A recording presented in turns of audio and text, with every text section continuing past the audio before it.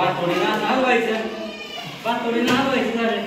मीठ टाकायचं राहिले, मीठ राहायचं नाही कर मी मीठ चवीनुसार मीठ टाकायचं का? मीठ टाकायचं नाही मीठ. हो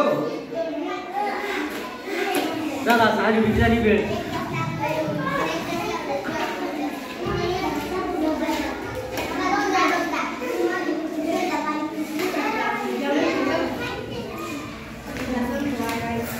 गोड पाणी टाकून आपण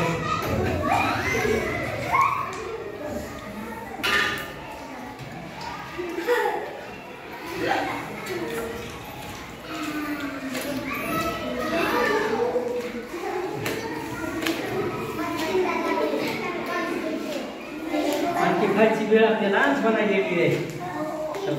आपण पूर्णभर वेळ खाणार आहोत आज.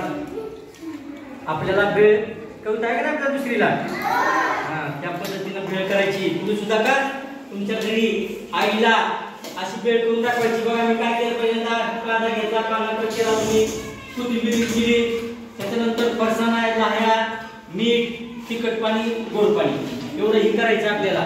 तर आपली भेळ जी आहे ती आपली चांगली टेस्टेड बनते, चवदार बनते. लक्षात आलं का? चला आता कोण खाऊन बघतंय?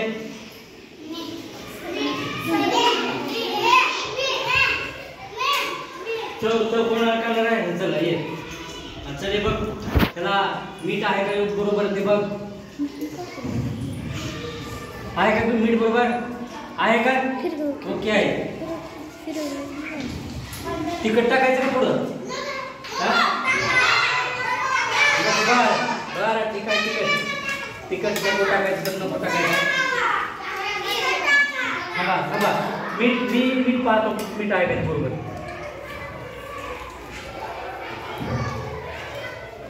सुंदर झालेली आहे भेळ एकदम. पहिल्यापेक्षा खूप छान झालेली आहे.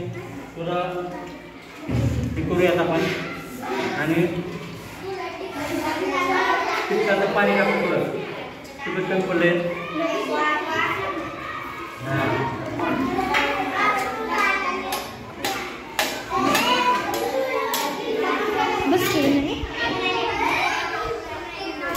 बघा अतिशय चवदार ही पहिली जी आपण बनवलं होतं त्या पद्धतीची सुद्धा भेळ बनलेली आहे.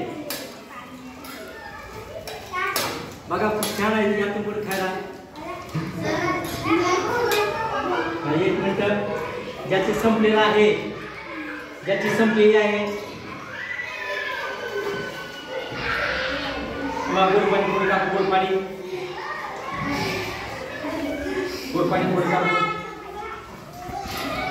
आता ज्यांना पाहिजे, ज्यांना आणखी खावीशी वाटते त्यांनी या घ्यायला या. बघा ही अतिशय सुंदर अशी भेळ तयार झालेली आहे.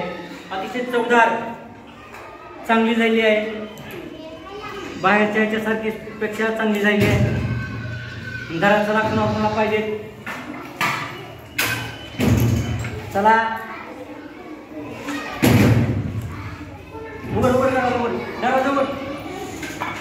उघड चला. कुणाला खायची असेल तर या, भेळ खायला या. कुणाला पाहिजे असेल तर या. आणखी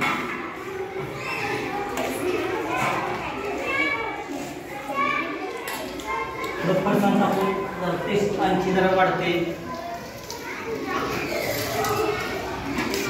बस